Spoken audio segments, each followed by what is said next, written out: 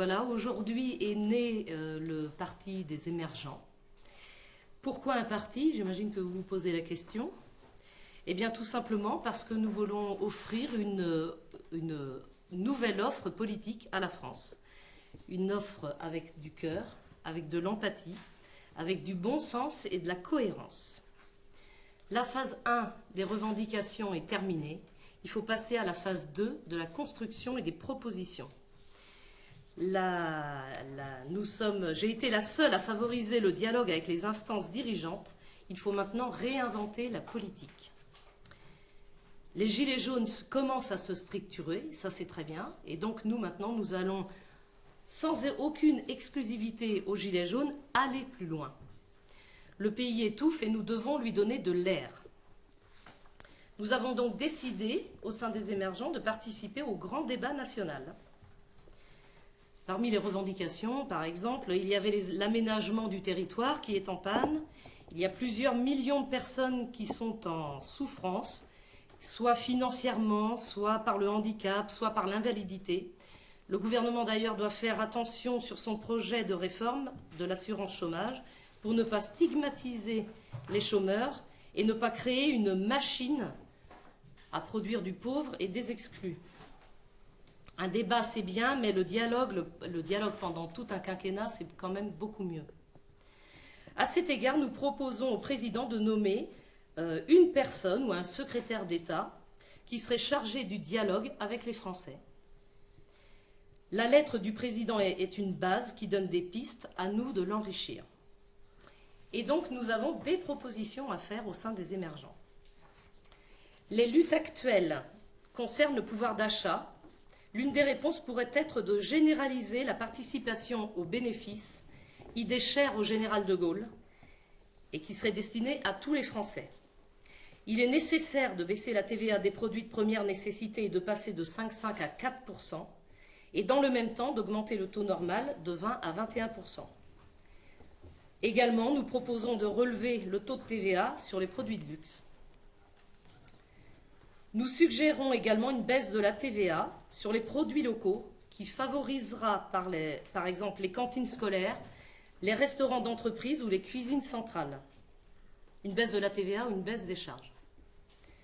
Le taux de TVA dépendant de la Commission européenne, nous comptons sur M. Moscovici par exemple ou M. Barnier pour porter nos revendications au niveau de l'Europe.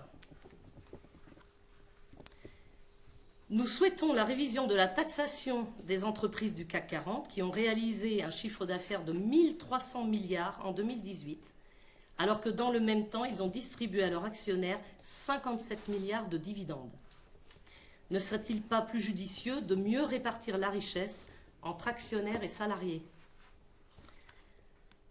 En deuxième sujet, nous attachons une grande importance à la baisse du train de vie des élus. On pourrait par exemple supprimer la dotation matérielle annuelle d'un montant de 18 950 € par an, ce qui ferait une économie d'à peu près 11 millions par an, à savoir 54 millions pour une mandature. Tout cela pourrait être compensé par l'enveloppe de frais de mandat, qu'ils ont déjà. Deuxièmement, pourquoi avoir augmenté l'enveloppe des collaborateurs de 1 000 € par député? Cette hausse équivaut à une dépense annuelle de 7,5 millions d'euros. Soit 37 millions pour une mandature. Cela confirme que des économies peuvent être réalisées dans de nombreux domaines et rapidement. Le président sur l'ISF, tout le monde a compris qu'il n'a pas l'intention de bouger, qu'il veut garder son cap. Alors il serait donc nécessaire, pour une meilleure justice fiscale, de créer une ou deux tranches supplémentaires pour les foyers les plus aisés. Nous avons un principe fondamental au sein des émergents, une personne âgée est une personne sacrée. Nous proposons de nommer des accompagnants bénévoles ou des chômeurs indemnisés au sein d'un service civique par exemple, pour aider au sein des EHPAD. Nous souhaitons aussi sanctuariser les retraites, remettre la réindexation sur l'inflation bien entendu, et pourquoi ne pas créer une franchise à partir de 30 000 € sur l'augmentation de la CSG, cela interviendrait à partir de 30 000 €. En dessous, il serait exonéré. Et on revient à la question d'égalité. à propos de l'écologie. Parce que là aussi, nous sommes tous des écolos au sein des émergents. Nous souhaitons stopper les projets climaticides. Nous avons par exemple en Bretagne, sans chauvinisme aucun, une entreprise qui a créé une alternative au glyphosate et qui fonctionne très très bien. Donc nous allons travailler avec cette entreprise afin de proposer des idées nouvelles qui soient meilleures pour notre planète. Alors, là, sur le point qui vient, je souhaiterais faire appel maintenant aux grands patrons français. Je souhaite développer en France le charity business et créer des maisons de charité. Il est temps maintenant que ceux qui gagnent le plus aident ceux qui ont le moins.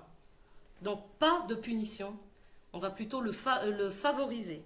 Donc j'en appelle aux grands patrons français à prendre contact avec moi, je m'en occuperai personnellement, afin de créer des maisons de charité, des petites structures de 20 personnes environ, avec autour de ces structures des jardins communautaires, où on pourrait loger des SDF, ensuite les employer et créer un cercle vertueux au long des années.